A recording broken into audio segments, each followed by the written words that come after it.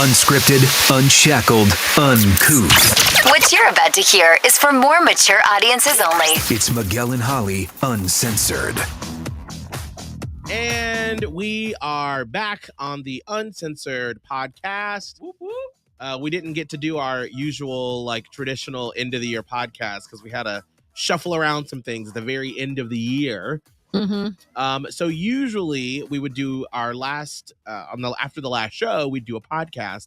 But because we did our radiothon on that Wednesday and Thursday, and we went from 6 a.m. till 7 p.m., our boss, Daddy AJ, said, "Go ahead and start your vacation." Yeah, you good? Which was so nice. Yes. And so needed. The level of exhaustion was. So we didn't get it because we did record some stuff for our on-air show that played that day. But then sorry, I just got an email that distracted me for a second. But now that we've had sort of 2.5 weeks to sort of digest the radiothon and sort of really think about it, how do you all feel like it went? What sort of thoughts have you had post radiothon? It was so physically, mentally, and emotionally just exhausting. I don't mean that in a bad way. I love what we did, and of course, the fact that we raised so much money for the hospital was amazing. But the last time I did a radiothon, it was not that intensive. It was a little more laid back and a little more kind of someone just walked through, because he was at a mall. So that's the only experience I had to compare it to. So it's someone walked through, we're going to pull him on the air and talk to him real quick. And it was very focused. And because it was so focused, that's what made it so just exhausting. There was no time when we weren't getting ready for the next thing. Right. So it was just a learning experience. I mean, it was amazing. And I am so thankful for the crew that we had around us, the people that work at the hospital, and Jim, the guy that helps put these on, and our boss, Daddy AJ, who was back at the radio ranch, as they say. It was all hands on deck. It was just so intense. Kelvin? It was beautiful, I think. I think we're very lucky to have had such a great a team. Yeah. Yeah. I think that's the what I'm best saying. way to see it. I think everybody did their role really well, and it was really good to be surrounded by good energy throughout the whole day. It was exhausting. And I think, should it have been that long? Obviously, in the middle of it, I was like, no, it should not. This is actually awful. But then by the time that you get to the end and we get that final number, it all was worth it. But in the middle of it, of course not. Being on air for 13 hours is not fun. Right. But luckily I was pressing buttons. You guys had the way harder job. So I'm not going to complain too much about it. It was still amazing. By the way, the one thing that I kept repeating to my person over and over when I got home was I cannot believe that every single solitary time we turned on the mics, I had to say Mark Fick and Ford Lincoln. God bless them for the money donation, but is there a more difficult name of a sponsor to not F up? Right. Miguel did twice. I did. Yep. Mark frickin', and you really emphasized it too. Mark frickin' Ford Lincoln. I was no. It was the first 2 breaks that we did it. Yes. And so that's what's so funny about doing something like this for the first time, is that, we had all of our salespeople and people that work for iHeart that were listening, across the country, all the hospital is listening. And so you want to make sure that it's right. But the thing about these sort of situations that we do as radio is it's live and there's no dress rehearsal. So it's not when they do American Idol and Ryan Seacrest is live, that they go through a dress rehearsal before all that stuff. Ours was just, here you go. So there is a certain way that we introduce things and say things that it's very comfortable in saying, but all of that, we're not saying the radio station name. We're not doing how we normally do. Right. And so just adding all of that. And then we're in an unfamiliar setting with people just the whole time like looking at us as we're doing it, and you have to sort of like get all of that out. And so that's why it was just like all the distractions that could have possibly been there were there. But I think on the overall, looking at the entire picture, I was just very proud of the fact that not only did Levine Children's Hospital trust us with, pulling off something like that, with being a show that's haven't even been here a year in the city, and asking listeners, that are still getting to know us, to trust us and to donate. I just thought it was just a really cool experience. And I think, all the things we've done through the years, and especially where we were previously, Holly, a lot of stuff we did was just like fun stuff, like here's a party, or here's this event, or here's this party. And so doing something that's not just we're on the air somewhere live for a couple hours, for one show, but really just funsies, right? Committing 2 full broadcast days. And then iHeart Charlotte, they pulled, if you missed this, all the commercials between 3 p.m. and 7 p.m. just so we could be on the air, just us and music. That does not happen. That is 2 days in a prime time area where our boss, Dave Carwile, the big boss here, was like, we won't make any money. It's all the money is going towards, Levine Children's Hospital. Right. That was really, really awesome to have that amount of support fully all around you. So I just felt really good about it. And then seeing the number 54,000 that we raised for the hospital, and like they were so grateful, and it was a really cool feeling to have going into the break. Yes, absolutely. Really lit you up. So just wanted to spend a hot second talking about that.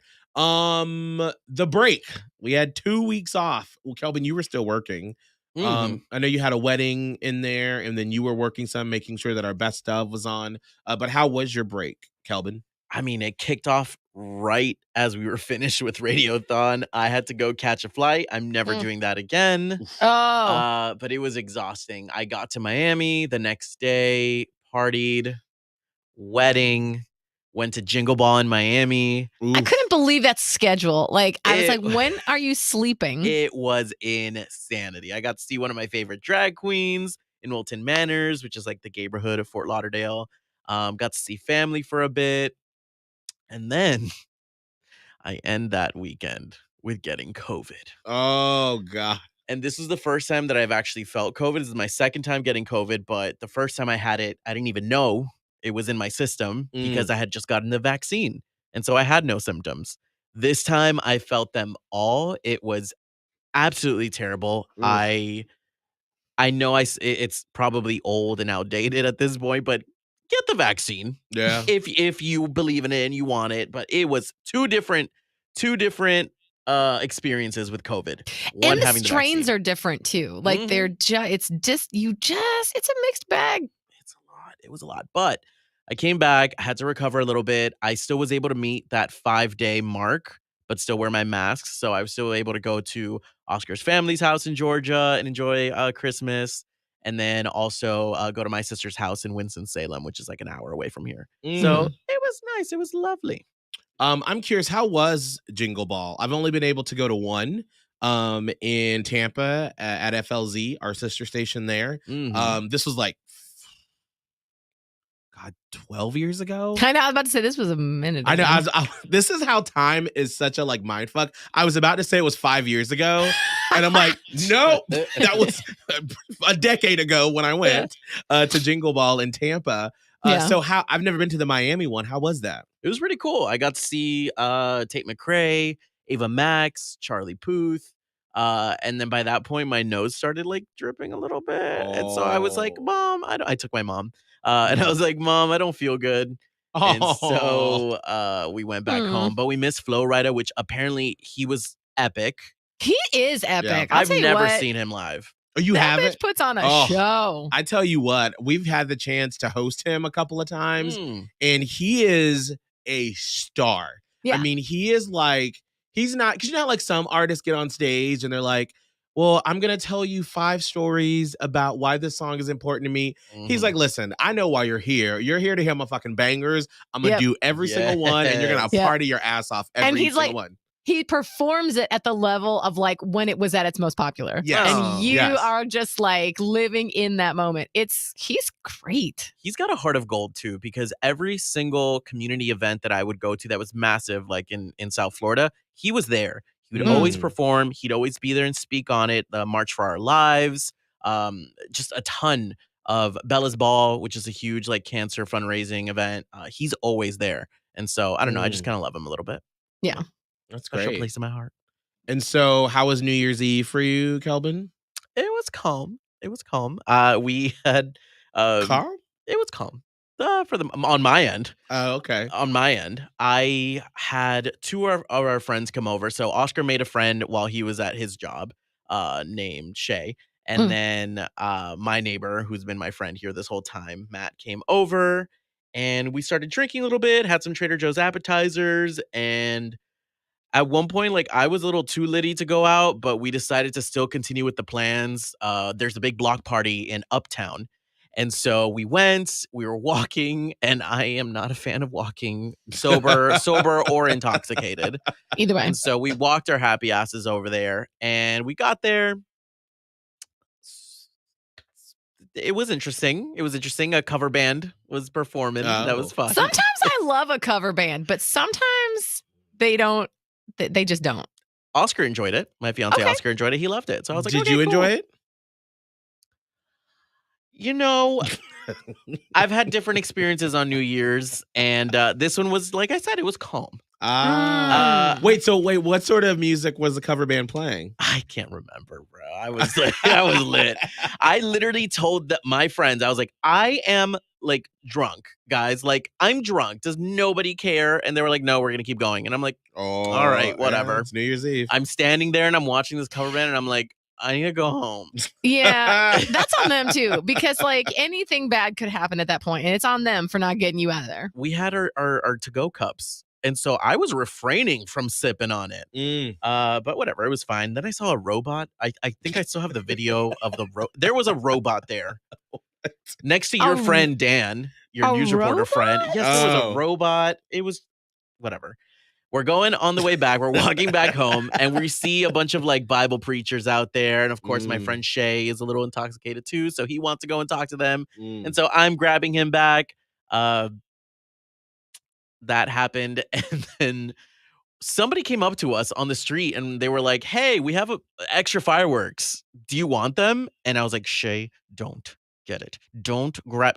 Goes up to the car, and he's like, thanks. Oh, no. Grabs the fireworks. We go back home, and I'm telling my fiance, I'm like, don't let him light that shit on our balcony. Don't let him. Oh, no. Ends up lighting it. On the balcony? On the balcony, and shoots it the wrong way. So, of course, it's one of those sticks, thankfully. Like, it just shoots out little, like, balls of fire. And like a Roman candle? Kind of, yeah. Yeah, actually, it was exactly that. And so he shot it the wrong way, like twice into our balcony. And so finally he realized to turn it the other way.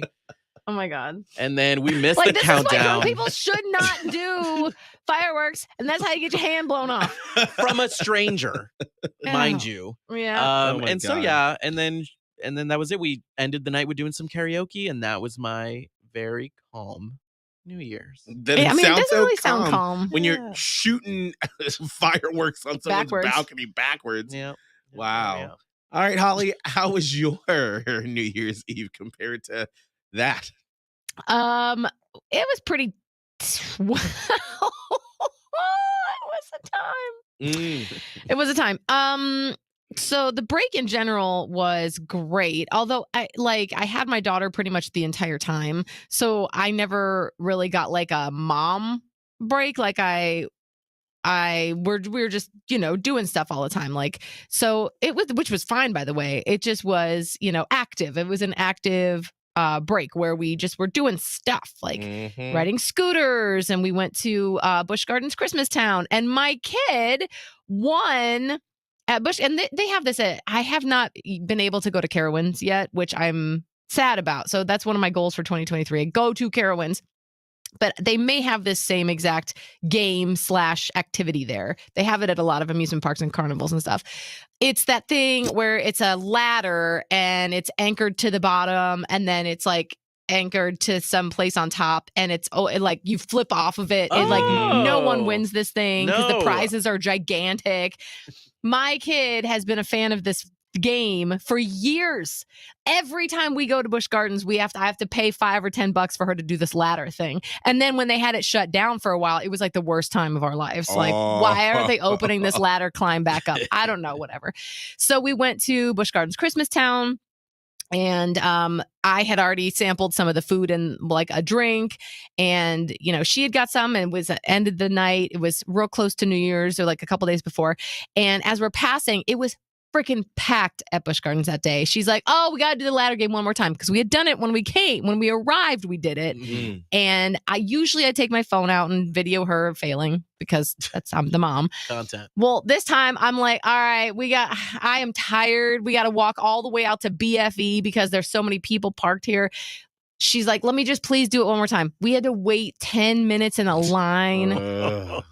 So it's late. There's tons of people pushing all the crowd around. This bitch hops up on this ladder and just scurries up the whole damn thing and like, bam, hits the thing. As she was getting close to the top, the people around the sides were like, I think that little girl's going to do it. Suddenly everyone's like, this kid's doing the thing. Do I have my phone? No. It's at the bottom of my bag. She plants her feet on the top red rung of that ladder and slaps it like she'd never slapped anything before. And I'm like, she won! Everyone is screaming. People are hugging each other.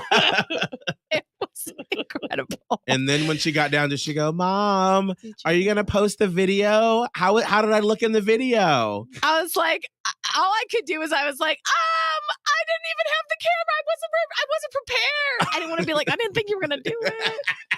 But I mean, who does it? She does when I'm not ready. So she got a gigantic giraffe that we hauled home. So that was a fun time. But starting that day and like maybe even a day or two beforehand. So, we've been following this saga for like years now. I feel like it's been I'm exhausted. Like I'm just exhausted with my mother.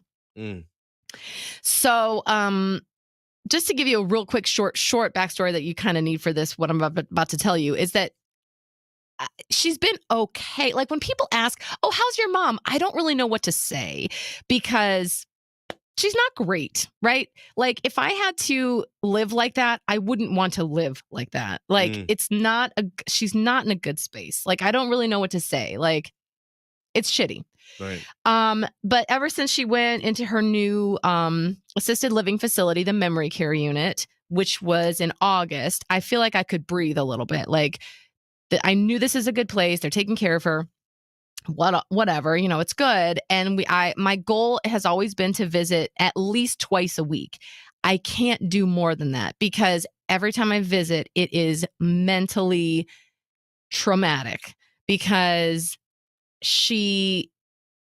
everything is terrible. All she does is like complain about stuff and talk about how terrible her life is and why aren't I doing more and I should be doing this. And then I'm leaving with a laundry list of things that she needs me to do.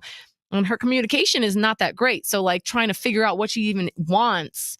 Like sometimes it's a nail file. Sometimes it's new shoes. I just got you new shoes. Well, I don't like those new shoes. I need new shoes. It's just, I'm in therapy for this, like a lot of therapy. So it's like, it's very difficult, but I promise myself I'm going to go twice a week. And then it's not enough, of course.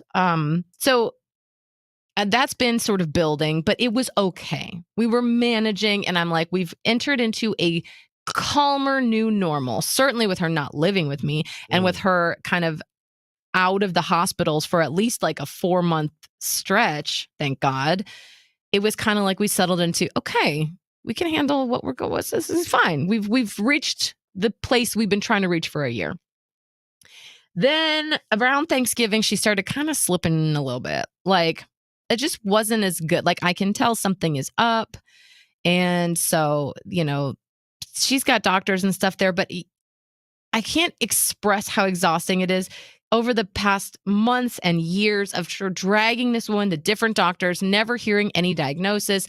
The only thing they could tell me was cognitive decline. And I'm just like, I don't want to say I gave up trying to find a new doctor to help me with a diagnosis, but it's like she was okay, so I was okay. Just let's leave it where it is. Well, then after Thanksgiving, it was just kind of declining even more. And I would start to get phone calls from the place who they don't really call me often unless something's going on. And I was starting to get a little more phone calls and whatnot of like some behavior issues and things like that. And so then the Busch Gardens night with the winning of the giraffe and the crazy, they called me in the middle of some of the other stuff we were doing at Busch Gardens, and they were like, we can't control your mom. Like, she's just aggressive and mean and violent, and we don't know what to do. And I'm like, well, I don't know what to do. And they're like, well, we needed to call you to ask what to do. And I'm like, help me with this. Like, is this not your jurisdiction? Sort of. I'm like, you know what? Send her to the hospital. And I know it's not a great option because she tends to get delirious in the hospital, which is even worse. But I'm like, if she's a danger to you and herself, like, you got to send her. Right. So, prior, by the way, a couple days prior, she had called and I had to like talk to her super sweet for like 20 minutes. When that wasn't working, I had to yell at her like I was her mother, and that finally got the job done. But like, so it's been like a build, right? So then the Busch Gardens night was the 30th. I sent her to the hospital, woke up the next morning to a call at 7 a.m. And they're like, well, the hospital sent her back after only a couple hours, but she's at it even worse. So what do we do? And I'm like, I mean, I don't. What do you mean? What are we like, what are you asking It's a me memory for? care place. You're like, let me use my medical degree to tell you what you should be doing. I don't know. And then they basically made it seem, well, I can't remember. It's a little confusing, but I'm like, send her again, I guess. Send her to a different hospital this time. So they sent her to a different hospital, and that was like 7 a.m. Then by 11:30, they called. This was New Year's Eve. So my New Year's Eve, that's how I woke up. And we had dinner plans that night. Miguel, we were going to go to your party. And then at about 11:30, the place called me back. They're like, well, hospital sent her back again. This is a second hospital because there's not a lot physically wrong. And that's what a hospital is for. Right. And they're like, can you come sit with her for the next, the rest of the day? I'm like, no, not really. Because I don't have proper training in what to do when someone is doing that. And then they're like, well, can she come to your house? I'm like, no, I have a 9-year-old. This is scary enough as it is. It was just a big mess. And I'm not like blaming the place because they're like, we don't have the resources for what's happening with this patient, with this person.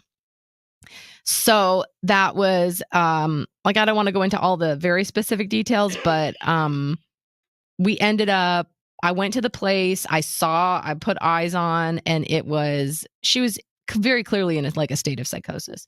Now, did she have some other, like an infection? I think so, that had been like causing you to be even like really lose your mind a little bit, but that's not the only thing. Like, I don't know. I wish a fucking doctor would tell me what's going on. But she's clearly in psychosis. I'm like, we need a mental hospital. Like, does a mental hospital exist anymore? And they're like, I don't really think so. Long story short, had to get like the police involved. I had to get a hospital that takes like psychiatric patients involved. And that all happened on New Year's Eve.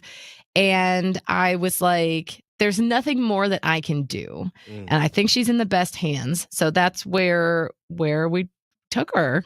Because when someone is literally a danger to themselves and to the others that are trying to care for them, you don't have a lot of options. You don't. It's really weird, actually. You're like, you would think there's like plans in place, and there's just not, actually. Not a lot. But we were like, well, there's nothing we can do. And I was like, my birthday was kind of ruined last year by my mom through a different series of events. And my person was like, I'm not letting you have another birthday where it was just down the toilet with what was going on with your mom. We're going to dinner. We're going to Miguel's. So we did. And then my birthday on New Year's Day was fantastic. I was able to celebrate, and New Year's Eve was fine. Like, we went out to dinner. We went to Miguel's. We came home. Maya went to bed. We watched Miley Cyrus and Dolly Parton tear up Wrecking Ball into I Will Always Love You. Saw clips of that. I was like, people love that. It went like viral. Yeah, I know. I really thought it was great. So we watched that. Like I said, New Year's Day, my birthday was great. It was relaxing. We did karaoke with a small group of close friends, and it was so special because I don't usually have something on my birthday. I realize it's a holiday. I also realize it's a holiday where people are hungover from the night before. So just the fact that people could get together was so special. And it was just like a dream come true. So I was like so thankful that my partner thought to reach out and try to put feelers out to get that together. So it was really special. And then finally, yesterday, I didn't even check on my mom, I'll be honest with you, which I feel like a shitty human a little bit, but that's okay. I didn't check on my birthday because I was like, if they need me, they know to call me. Right. So and it was a Sunday. Nothing gets done at the hospital on a Sunday. I'm like, they're handling it. Called yesterday to figure out what's going on with my mom. And finally, for the first time, this young woman doctor kind of talked straight with me and was like, well, obviously this seems like progressive dementia. And she's definitely in psychosis right now. Doesn't know which reality. She thought my nurse aide was a star. I'm like, oh, wow. Okay. And she's still very violent and aggressive. And this is the problem when you have someone dealing with, which, by the way, I was so glad this woman said dementia because no one else will give me that diagnosis. And clearly that's what's going on. And she was just like, you may need to be possibly talking to hospice at some point. And I was like, okay, well, thank you. Right. For even just mentioning that. And she's, there's some other actual physical medical stuff going on with my mom that if this were any other situation, we would need to check out, have a biopsy, have some testing. But I'm like, not doing that. Right. What quality of life is this anyway? Right. So there's just a lot going on. And I appreciate that woman who was like, and we're bringing like a neurologist and a neuropsych, like a evaluation, even though usually they do those types of things in an outpatient setting. It seems like you haven't had a lot of luck with doctors. I'm like, I have not. I was like trying to explain to this woman, like this journey, like it's so complex and there's so many parts and pieces. And I just feel like I'm not being heard. So she was like, we're going to try to do an evaluation on the 3rd, or if not, if they can't get here on the 3rd, the very early on the 4th. And then we'll just wait on that. So don't make any plans or anything yet, but wait on that. And then we will have to, I'll just call you with the results after that. So that's what I'm waiting on. But I'm worried now that like, if we cross some kind of weird threshold and she can't come back from wherever her mind is right now, she can't go back to the place that she's been staying. Right. And I don't know where to go from there. So I may have to be doing some scrambling here in the next week, just based on what info we get. So that was the stuff that I dealt with. But I also don't want to like make it seem like it was all doom and gloom. Like, yes, I'm dealing with that. It's almost weird. I feel sort of detached from it. Like one would think like, oh my God, that's a lot to deal with. Like, yeah, but it's been a lot to deal with for a long time now. And so I'm just like, all right, I'm just going to, what research can I do? What next step do I need to take? Like, help me, just somebody help me figure out what's next. I don't want that to take away from the fact that like I had a fantastic break and I felt so refreshed.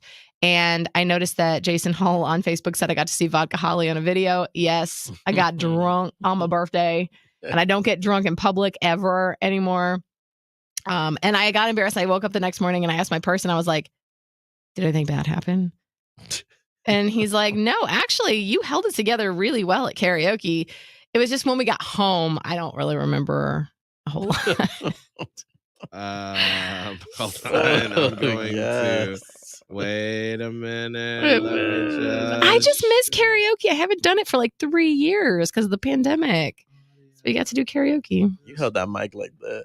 Yeah, I mean, I will.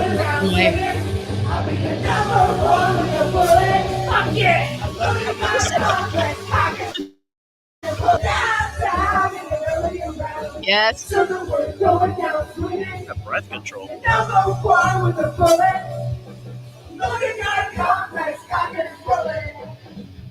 Yeah. Oh, So I was getting My it, girl. goodness. living my literal best life. And then I came all apart when we got home. And my person was like, do you remember that we, And I'm like, oh, we did. I know. He was like, it was so good. I'm like, I wish I could remember it. Yeah, That's my sad, husband Oh, Abe no. he was feeling real good that day too on Sunday on your birthday. I know, and he did a great job. yeah, he did like 3 songs, and know. I've only seen him do one karaoke song. Normally he does the oh god, what was the first one? Let's Come Together. Oh, yeah. Is it The Doors? Is it? No. Yes. No. No, it's not. Come It's together right now over me. who sings that? Why am I having a Oh, massive I know. blank? And this is such a like classic song. But like It is. I'm John embarrassed. Lennon. No. well, it's a song I didn't grow up with, but he Is does it the really Beatles? Might be well. John. Might be the Beatles. And he did it. And I was Yeah, like, the oh, Beatles. It's the so Beatles. John Lennon's Okay. in there. Yeah. Yeah, and he was like, yeah, I did it. And then like he was ordering more drinks, and then he did 2 more songs, and I was like, okay, Abe, you better get it. I did 1 song because my voice was already kind of hoarse like this now. So I was Yeah. like, let me do like my one staple, and I'm gonna do it badly because my voice is all crazy. But it was a fun time. It was good. Yeah, it was perfect for me. I love that shit. Mhm. Well, that's good. My break was busy, Mhm. breakneck. Abe was like, I never am more tired than when you're on vacation because you don't stop. Because I was just like, we did right after the radiothon, we went up to right outside of Asheville to Mars Hill, and we had a cabin with my college friends. And that was just, there was like one moment when we got there and everybody had arrived and we were all like having like on our maybe second or third glass of wine, and like the fireplace was crackling and I've everyone seen was this just video before. Yes. SeanCody.com. Bearskin rug, except All of we're all it. about 20 pounds heavier than those Sean Cody models. But like it was just so warm, and we're all like laughing and reminiscing, and we had a couple of friends that we hadn't seen probably since the pandemic. And so I was like, this is a moment that like I want to forever hold on to. Like it was just such a cool time. And then like we literally just wake up, we do breakfast, we have mimosas, we sit around, we talk, we watch Christmas movies, we like sleep for 4 hours in the afternoon, wake up, do dinner at the house. And so it was just, the whole cabin experience was awesome. But when we got back from that, we were in Charlotte for like a night. And so we were kind of like, let's just take a night out. But then I forgot that like 2 weeks before, we'd made dinner plans with some friends. And so we like had to get ourselves together, went to dinner, and then we went down to Florida, to Tampa. And then from there, it was just like, go, because I haven't spent any time there since we moved last February, outside of, like being for quick weekends or whatever, because there was stuff that we had to do. So that was just such a fun time, being around everyone, being back in Tampa and living in the house that we built, that we were supposed to be in for a long time. And then we got this job, and so we had to move. So there was like a couple of like bittersweet moments where I did fried chicken one night, and a bunch of friends came over and we're like laughing and having so much fun and eating chicken. And did you save any of that chicken for me? There was some left. Why did you just bring it by my house? There was some left. How far do you guys live from each other? Kind of far now. Yeah, this house is a little bit further. Like before Chateau Oprah, my townhouse, I was only like, 5 minutes away from you? Yeah, it was 5 minutes. This is probably like 15? 20, 15? Yeah, no, 20? yeah. It depends on traffic, but like 15 at least. Got and it. it's like, you got it's a little bit more of a haul. Yeah, it but is. you could have brought the damn chicken. Okay, we only had one car, so that's my excuse. But one of my friends, as we're like eating chicken and stuff, and he looks over at me and he was like, this could have been a normal thing. Oh, this could have been a normal. That's a gaslight. And I was like, that's gaslighting. No, I don't know if it's gaslighting or so I much think as it is a guilt trip. No, I think it was more of like, I'm happy. I think that's what most of my friends are like. We are so happy because you look like you're having the time of your life and you're getting what you've always wanted out of your career. But we're Yeah. just sad that you're not here experiencing it with us. Yeah. No, Um, that obviously makes total sense. Right. So I think it's, because that's one of the things that I realized over this weekend is that, throughout, because, Holly, you've always made fun of me that like through the years, wherever I go, I always like get a gaggle of gays and I sort of like bring them in, I adopt them and I become everybody's Yep. mama. And I'm like, Now come on. everybody, all the new gays got to meet the old gays and they all got to get together for gay days. And it's right. just, yeah. Well, and seeing, this house that we've built and all these friendships through that have come together through different ways and how now they all interact with each other and like they're friends without, Abe and I being there. It's like we built this family, that we spend holidays together, we travel together. So there was just a lot of like little tiny moments of quiet where everyone else was laughing and talking that I would just be like, I'm really proud of the life that I have built and that my husband and I have built together with all of these friends. And so sort of segueing that into New Year's Eve, like Holly, when you came over with your person and Maya, and I remember when that was our tradition is we would do like a little practice countdown for Maya, so she would get to do. We'd put on a video and do a little countdown and everything. And so having these traditions that we've had for all these years with these people from different walks of life, and one of the things I told you, Kelvin, earlier is that we ended up doing a fundraiser for the bike ride that my husband and our friends do, the Smart Ride, where they go from Miami to Key West to raise money for HIV/AIDS. And so our friend Carlos was like, well, let's do like a 50-50 raffle to sort of, give a little purpose to our party.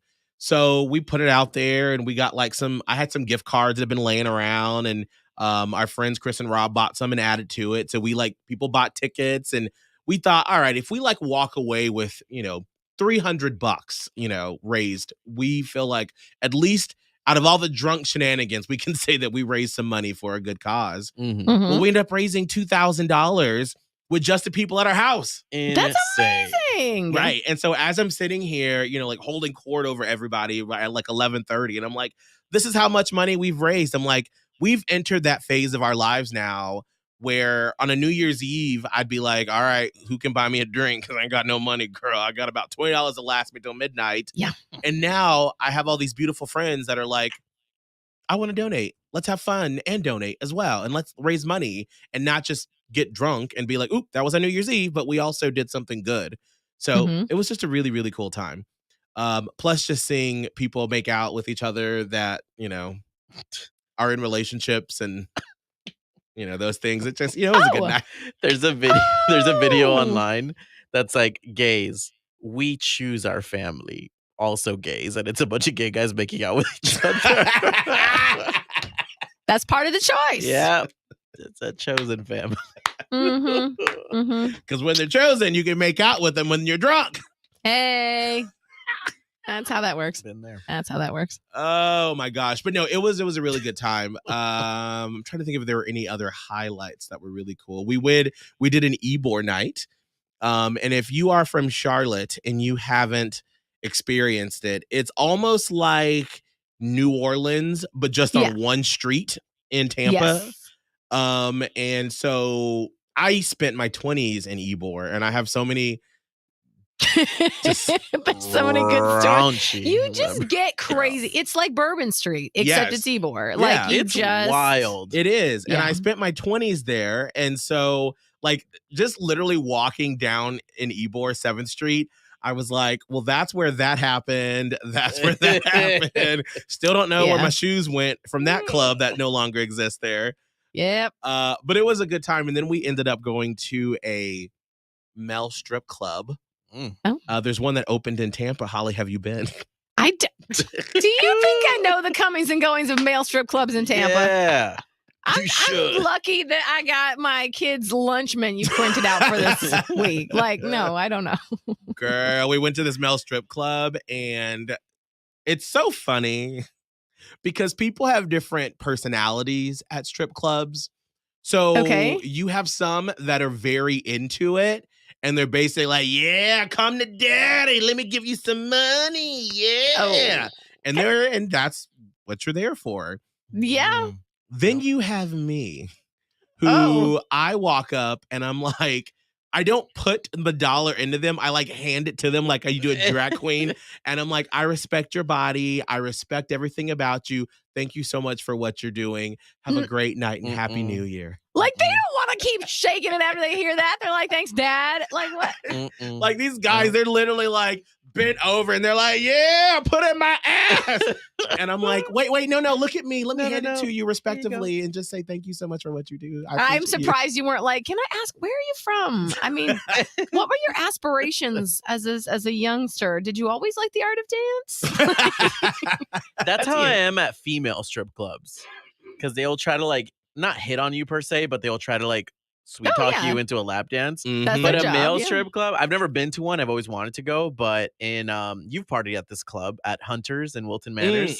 They've got some strippers there, and they're not stripping per se; they're just in thongs, like go-go dancers. Yes, and so I love it. I'll be like, here, there you go, and then they're the ones who actually, open their underwear, and I'm just like, I guess. Are you allowed to touch? Yeah. One of them, you're not supposed to. You're not supposed to, but they're the ones that are like here, like put it in my junk, and I'm like, no problem. Ooh. One of them kissed me one time, and I was like, and then I was like, wait, kiss my boyfriend. And so I grabbed Oscar and I'm awkward. like, kiss him. So it was like, so we were even. Yeah, you can't not do that. You're gonna do one, you're gonna do the other. Correct. And that was a good fair. night. I would rather probably die than touch some male stripper's junk. Ugh. Love it. See, this is why like they don't have male strip clubs for women, because women they are like, do. I don't want to paint with a broad brush. Like, some women really get down to that. Like, they get really into it. But when they do it, like they have this show, Chippendales. We watched the first couple of episodes. To me, it perfectly describes the difference between like why you have a Chippendales and then like why gay men just put your dick in my face, because like women, that's part of, they want a show. They want the eroticism. Like, remember in Magic Mike when Matthew McConaughey was telling the guys, like, don't just fucking take your shirt off. You have to sensually take your shirt off. That's for women. For gay men, they're like, just take your fucking shirt off, bitch. I don't just rip it off. I don't care. See it. See it. I want to feel it. Oh no. Smell it. Oh, and that's what it was. And so like some people that were there at this strip club, like the way that they were like just putting their hands in places. And I was like, yeah. It was just, remember? We had a friend that always be like, well, what would Holly say? And I'm like, I'm not, hold on. I'm not like a prude. Like, I get down. right.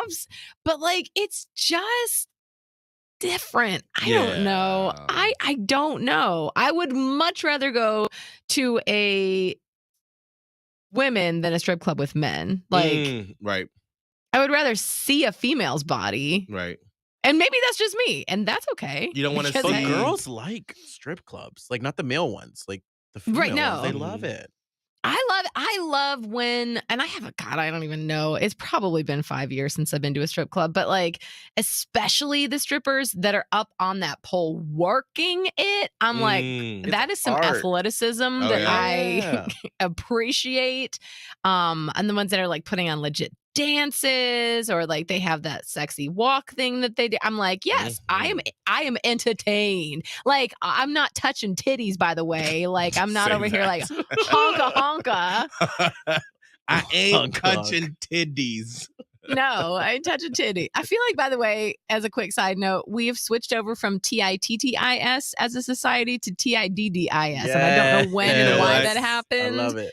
So for me, I started saying that when there was a meme that went around a few years ago, and it was like this, somebody got a really awkward picture of Obama, and it looked like he was just like drunk, because it was sort of like a selfie style. And I'm assuming somebody probably tried to get a picture with him, and they leaned in, and he was just like, hey, Well, someone put like a Snapchat caption over it as if like a drunk guy sent you a Snapchat that said, "Let me see them titties, girl."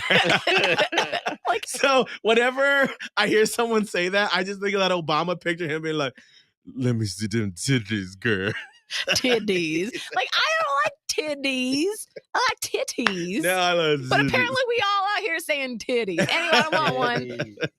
I mean, I appreciate all of it, but I just like to just appreciate and tuck a little money. That's all. Mhm. So I handed them money. And then like the last one, he was like jiggling, and I was just like, fine. So I like put it on his little jock strap at the top, and I was like, I respect you. Happy New Year.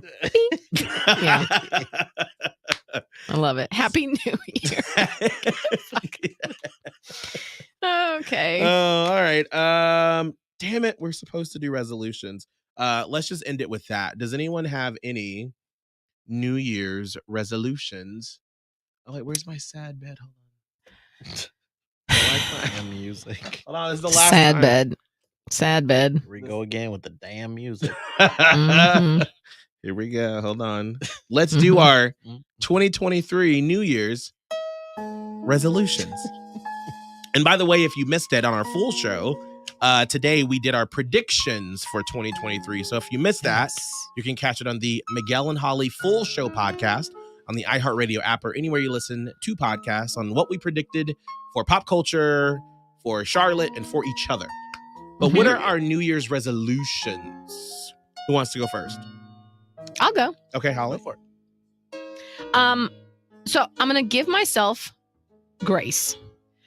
We were doing like sort of a taking inventory of 2022 and how absolutely batshit crazy 2022 was for me and my family. And I made it through that year. Threw the whole damn thing in the trash. Not this job, obviously. But by the way, like even taking this job was so stressful and a lot. So it was just a crazy year.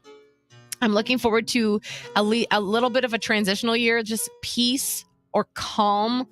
So appreciated. And I'm going to give myself grace because I'm doing the best I can, I think. I'm doing the best I can. And I will stop questioning myself so much like, oh, but I feel so guilty because I didn't do this or like, no. I'm going to trust my gut, give myself grace, and know that I'm doing the best I can. Producer Kelvin, what are your New Year's resolutions for 2023? I think this is the first year where I'm not setting any resolutions. And not because of like I'm afraid I'm just not going to do it or I'm going to fail at it. But I don't feel like it's necessary. I will work on a few things. I want to get more organized this year.